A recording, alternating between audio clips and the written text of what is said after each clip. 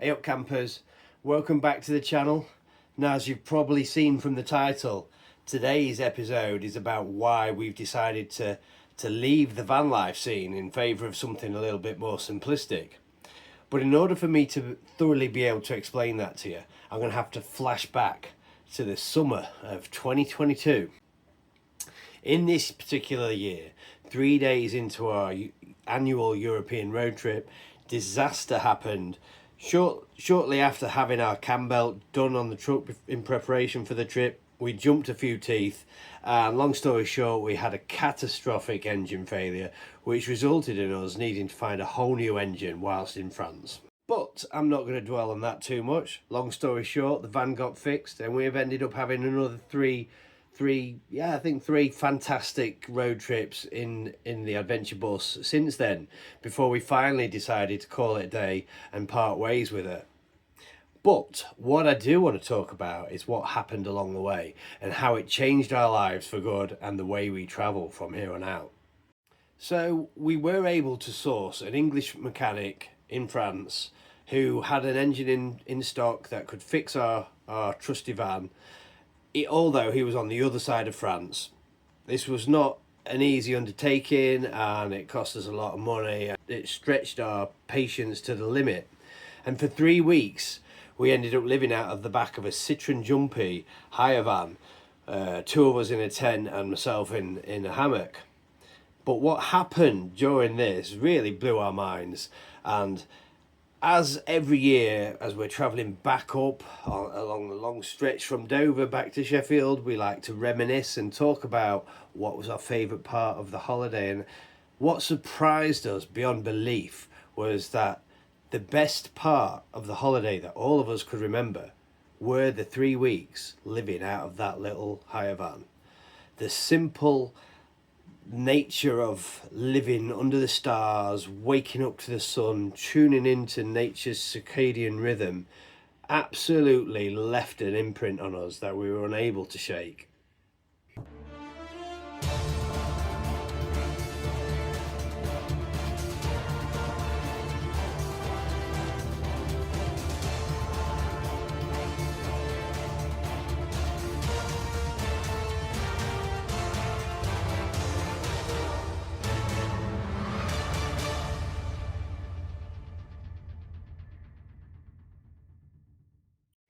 So a couple of years later, we made a whim purchase of a Mitsubishi Delica L400. It's a quirky little SUV type minivan vehicle, a Japanese import. We've got a bit of a soft spot for 4x4s. Yeah, this vehicle ticked a few boxes for us at the time. It was big enough for all of us and our dogs. It was a 4x4, so it could get us to some of our favourite spots for some of the adventure sports that we do. And also it was big enough to carry furniture from a partner's business. One icy cold New Year, myself and my partner decided to take it out for a weekend. We'd got no children that weekend, so we took it out and went camping in the Lake District. Proper stripped down, just with the seats folded flat and a mattress chucked in the back. And we absolutely had a whale of a time, and quickly realised that this vehicle had some potential to be some kind of camper, and to maybe revisit this stripped back nature of this situation we were in after the breakdown a few years previous. So as soon as I returned, I quickly set about stripping her out, knocking up a quick camper conversion, mostly using materials that I already had in stock. And then a couple of weeks later, we set about giving her a bit of a lift and improving the styling. And sure enough, that summer of that year, we decided to take her into Europe and try a 4x4 road trip for a change. And yeah, that's what this episode is all about, folks. This is why we fell in love with it, and we're hoping that you're going to too, and you'll see just how free traveling in a 4x4 really can be.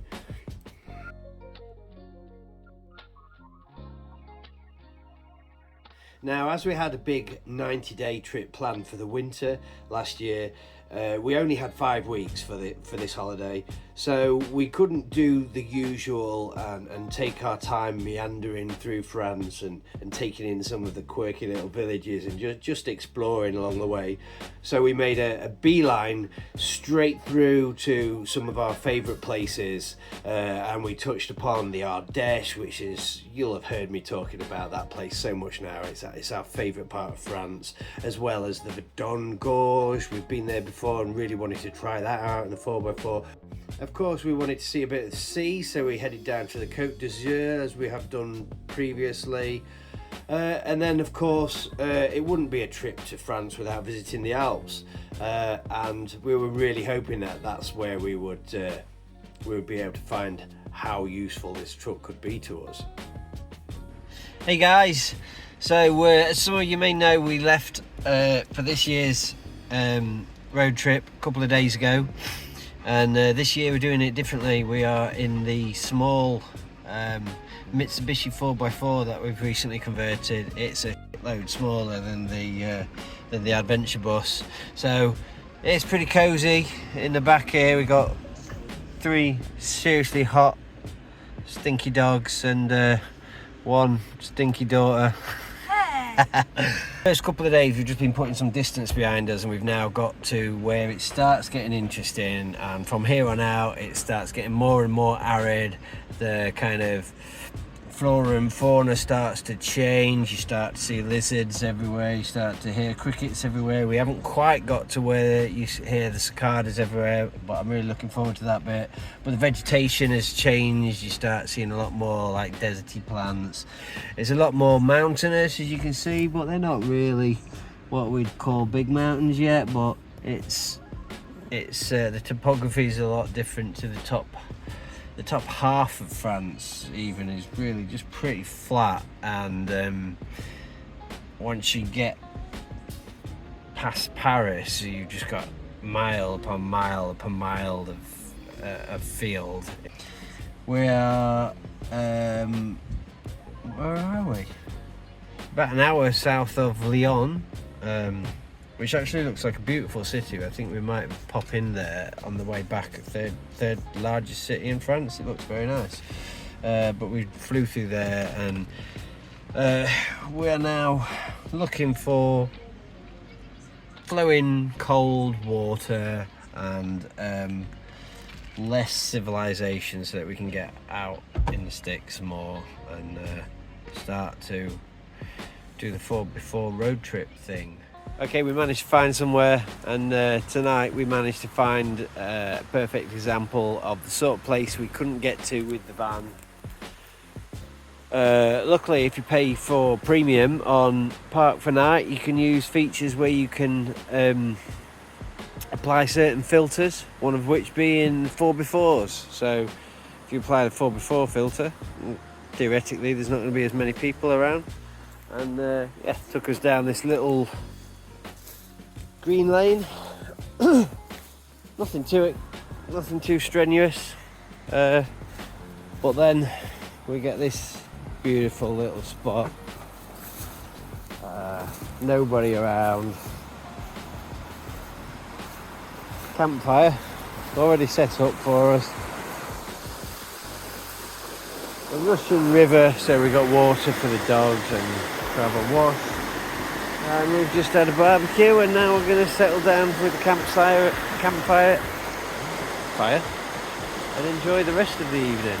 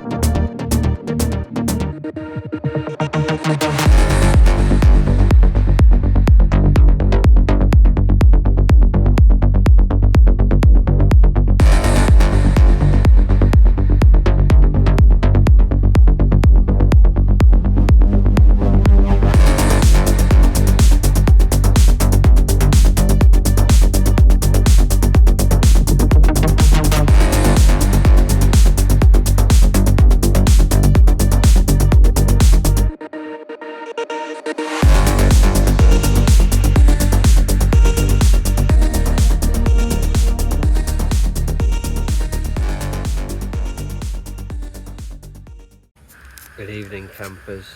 I'd like to show you the sounds of the French woodlands.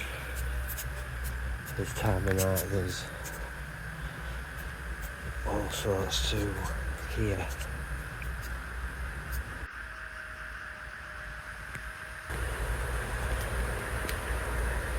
If you can pick that up, it's like a frog chorus going on down here. Yeah, I can't hear the frogs now. Okay, right. Forget the frogs. There's frogs, right?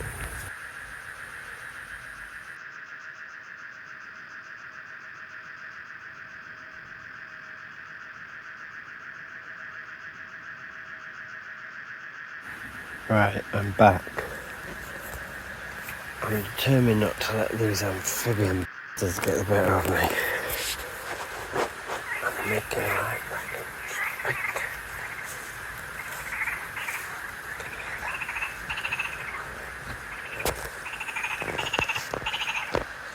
Okay.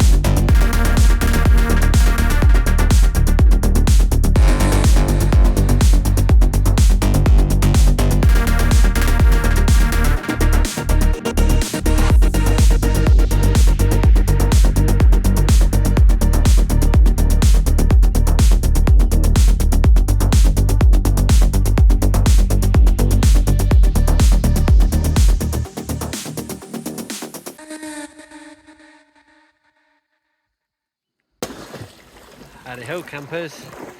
Hottest day today, 34 degrees, absolutely scorching. So we've come to one of our favourite places. This is the Gorge d'Ardeche. It's a prehistoric gorge. There's some of the world's oldest cave paintings around here. It's quite special, but on a day like this there's nowhere better to be than in this water. And look at the scenery. Big lad's had a splash, now he's chilling in the shade. These two nutters think the sand's hilarious. Go on, Kaya. Go on then. Kaya. Go to Mummy.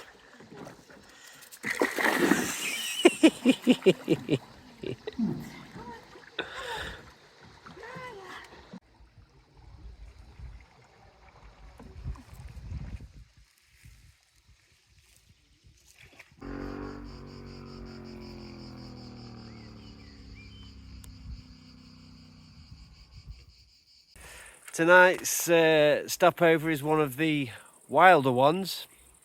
There's no way in hell you'd have got here without any other vehicle other than a 4x4. The turning was just off a main road, blink and you'll miss it. Then it takes you up a steep rocky route overgrown with thorns the size of bear claws.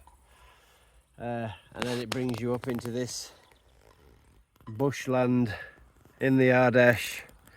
Just watching the sun go down now from the top of the roof tent while the wife prepares the child some food. No, this is your. Oh no, this is my food. The child is in a tent tonight for a bit of space and a bit of a respite from the insane heat today, because today has been redonkulous. Absolutely gorgeous little spot. And tomorrow, don't know actually. What's the weather for tomorrow, Jen? Pretty much the same. More scorchio. It's a hard life. But it's been pretty good so far. Sun's just about down now, so it's going to start cooling off nicely.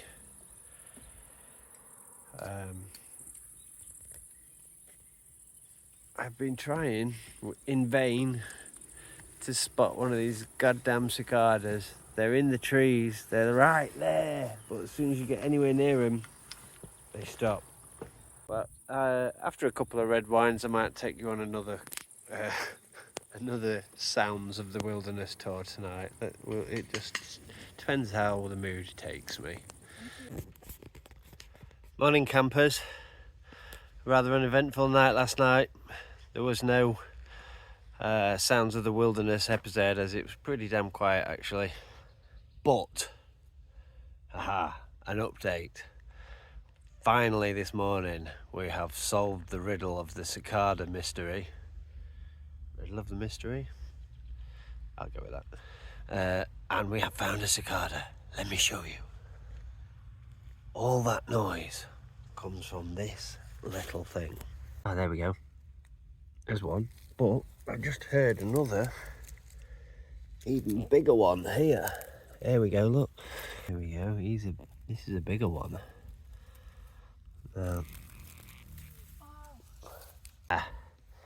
Lost it. Okay.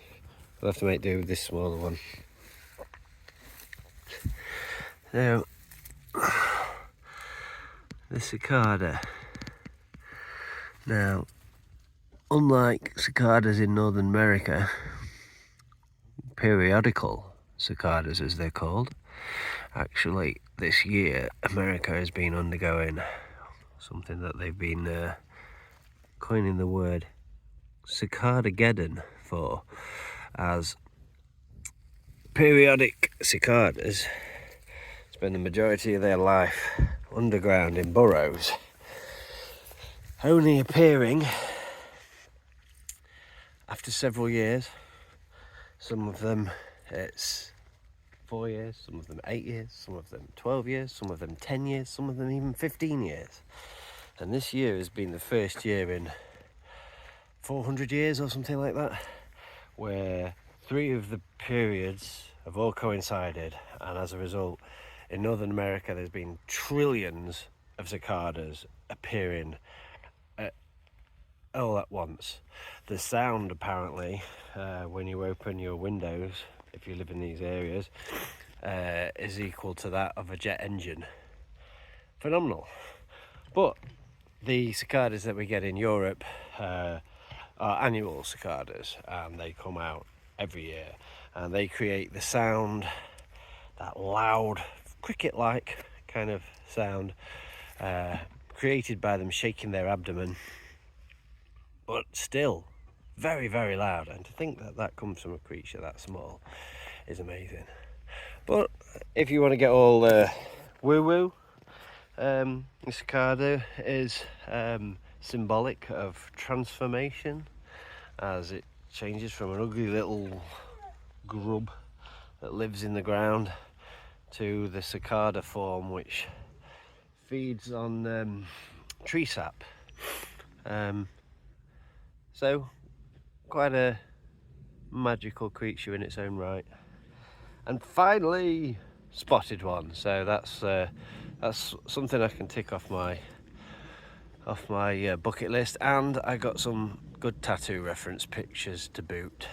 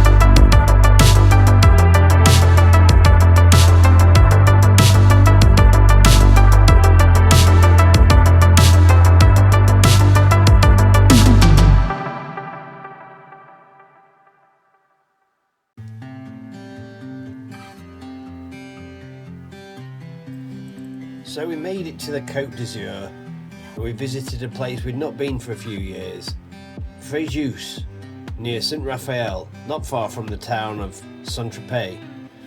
We haven't been here for a while since our van got broken into and robbed one year.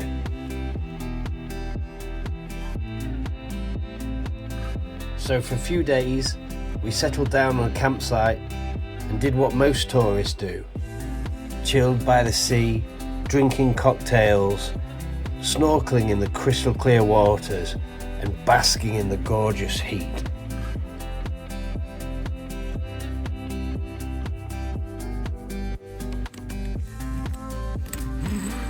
And whilst the Mediterranean coast sure is beautiful, there was something about waking up like this that just didn't quite feel right. And that's where I'm going to leave you for this week, folks. Don't forget to tune in next week, where you'll see us leave the French Riviera behind and head north in search of more 4x4 tracks and some wilder adventure. Don't forget to like and subscribe and hit that notification bell so you won't miss future episodes. Take it easy, guys. And remember, until next time, happy camping.